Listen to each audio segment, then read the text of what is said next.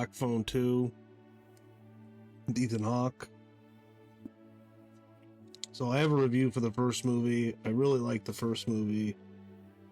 I like it how it's a simple movie with some supernatural elements.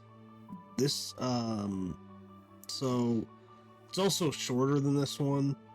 This one takes it to a different level. Way more supernatural stuff going on, way more dream sequences of his sister. And I mean, in a way, she's the star of this movie. In the first one, it's Finn. And I mean, I did like this movie, but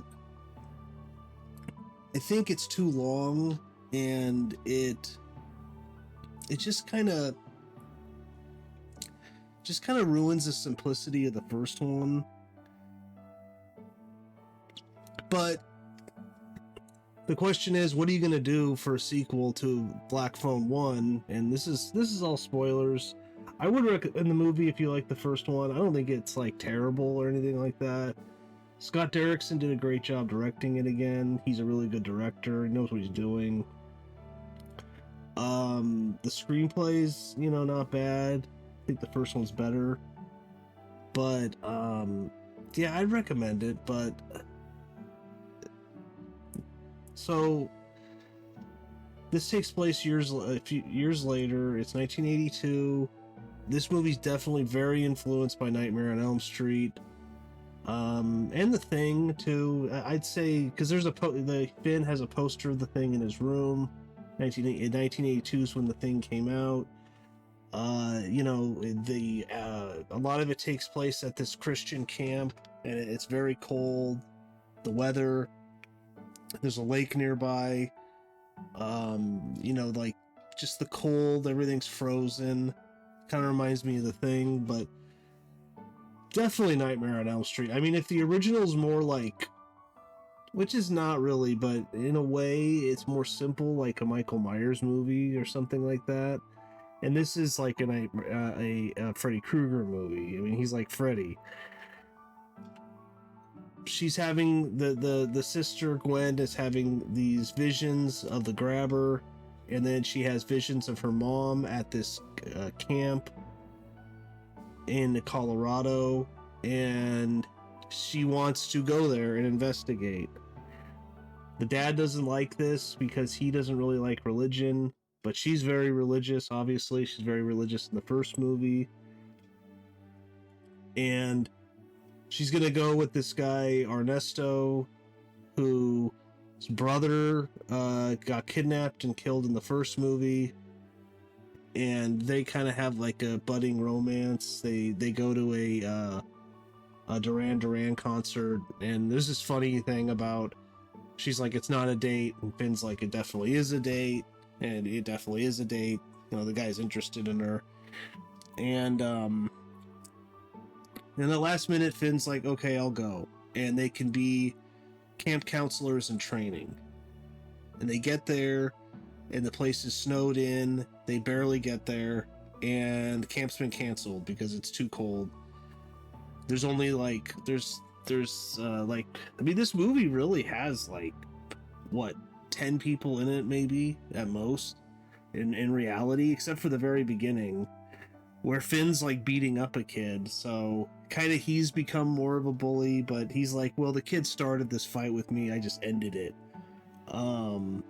So Finn is having some problems, and the sister doesn't really like how he's dealing with the tragedy that happened in the first movie, which, is understandable because of what happened to him. But so he goes with her, and the dad's like, watch out for your sister, because they know that she's having these dreams. And of course they get there, and then she starts having more dreams, and she starts sleepwalking. And there's a phone there with there's a phone booth with a black phone in it, and it's calling, and Finn is answering the phone. And sometimes it's kids that have been killed by the grabber. Sometimes it's the grabber.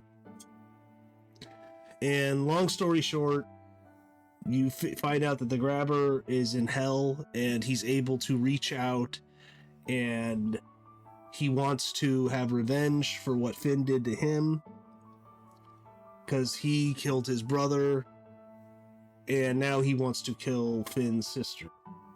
And that's basically the setup for the movie.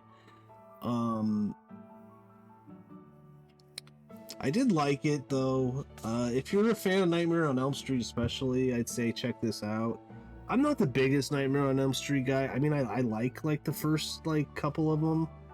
I mean, I love, Robert Englund's performance. Like, he's amazing in it. So, yeah, and Ethan Hawke's great in this, too. I don't really show his face. There's, like, a younger version of him that they show sometimes, but it's just him with the mask. But, he's great. So, I wonder if they're going to make a third one. I kind of think that they probably shouldn't. Should probably just, this has a pretty definitive ending. But, yeah, there's some, good scenes. I like how right away they kind of show people see what's happening to Gwen, and it's just not her throughout, like, half of the movie trying to convince them that this guy's trying to kill her and he's attacking her in her dreams. Because at one point she's, like, floating in the air and they all see it, and then he starts pushing her towards this furnace, and then they grab her back, and she's getting cut up in her dreams, and you could see them. I mean, it's just like Nightmare on Elm Street. It's just like it. But yeah, there's just scenes that kind of go on for a while. The movie's almost 2 hours long. I just felt like it's just too long.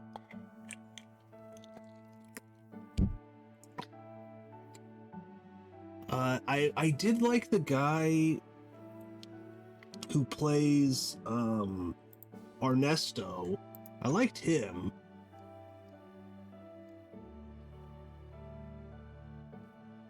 Now, he's in The Hateful Eight. Yeah, I thought so. He's Marco the Mexican Senor Bob. Oh, he's in Alien Covenant. Oh, okay. Man, he's given nothing to do in that movie. Great actor. He's in The Nun, The Grudge. I guess the remake of The Grudge? I don't know. The Midnight Sky. Oh, I thought I've seen him in Machete Kills. I thought I've seen him as something else, but really good actor. Brought a lot of gravitas, I think, to some of the scenes he's in. And, everyone else is good. I mean, Mason Thames is good as Finn. Madeline McGraw is good as Gwen, as the sister. Jeremy Davies is good. I mean, he's kind of like a weird actor. He always plays kind of just a weird guy.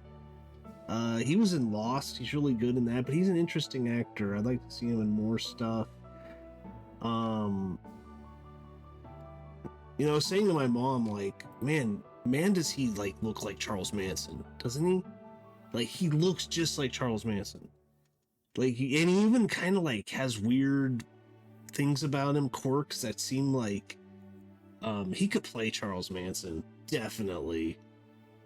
I mean, there's been so many movies about all of that, but man, if they ever made a movie as a biopic about him and what happened, he's the guy. He's the guy to play him. I know he's like, over 20 years too old, but still, he's perfect. So that's what I think.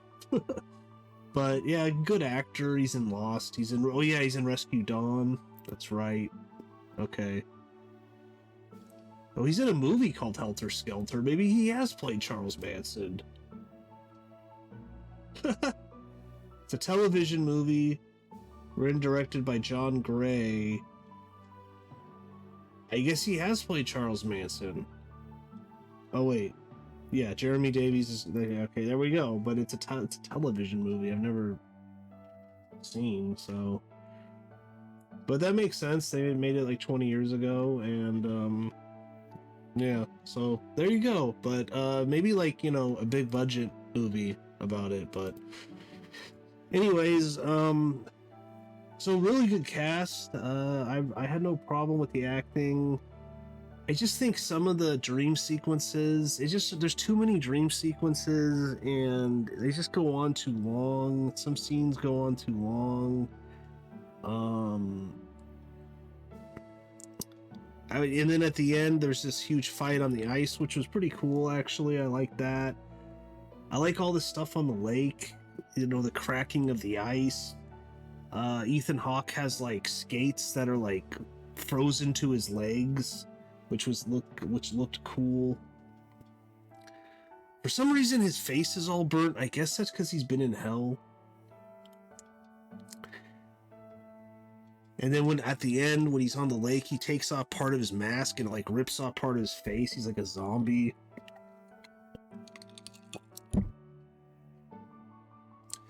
And of course, there's like these two characters who you don't like, and this lady Barbara, who's like a total bitch to Gwen.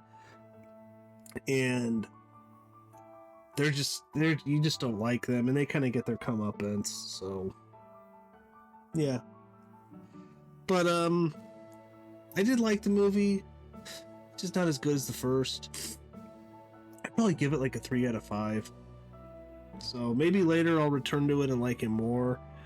It's very well directed. There's a lot of things happening. There's a lot of dream sequences, and they interact with the normal world. And I like how Gwen found out something about her mom, and it kind of, made her mom look a little better, which I like that. And they even connect it to the grabber. So that's all good. It's like a very intricate work with the writing and directing. He's like invisible in the real world, but Gwen can see him when she's dreaming. And then when she's dreaming, it kind of makes it so that he can kind of go into the real world, but he's invisible and he can attack people and kill people. And like I said, at the end, he's like on the ice with these like skates that are frozen to his legs. And that was all really cool. I like that. And like, let's see, apparently they shot a lot of the dream sequences in 8mm using a Super 8 camera. Visual style, apart from helping the viewers differentiate between real world and the dream world, also gave the sequences a haunting analog feel reminiscent of director Scott Derrickson's previous film Sinister. And mechanical humming that can be heard during these scenes is the sound of a film projector, highlighting the sense that the audience is watching a cursed home movie. It is believed that this movie also holds the record for the most Super 8 footage ever used in a feature film to date. Oh wow, that's cool. So that's cool they actually shot those on Super 8. Wonder if the rest of the movie was shot on film. I don't know, but though the sequel was not based on a specific Joe Hill story, which is Stephen King's son, he still provided the initial concept for the filmmakers. Screenwriter Robert Carmichael recalled, he just said, "A phone rings, Finney answers, and it's the grabber calling from hell." In one scene, Finn is watching a music video for the song Subway of Your Mind by the band FEX. The song for years was famous for being the most mysterious song on the internet. Yeah, whatever. This is the trivia. Scott Derrickson initially wasn't going to do the movie, but he got a phone call from Joe Hill that convinced him. If you could do me a favor and smash that like button, that'd be great. It helps the channel. Subscribe or comment below. I mean, did you feel the same? It was too long. Good movie, but I just like the original. Just the original has a very nice simplicity to it, which this one doesn't. So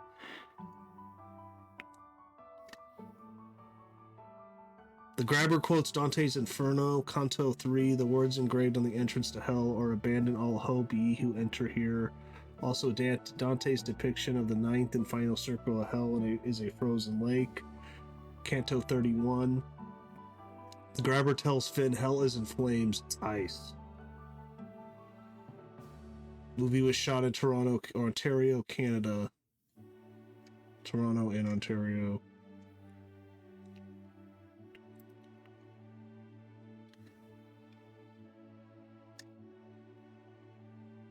So, but yeah, I think that's about it though. I'd recommend it. I just think the first is better. But yeah, I'll see you next time.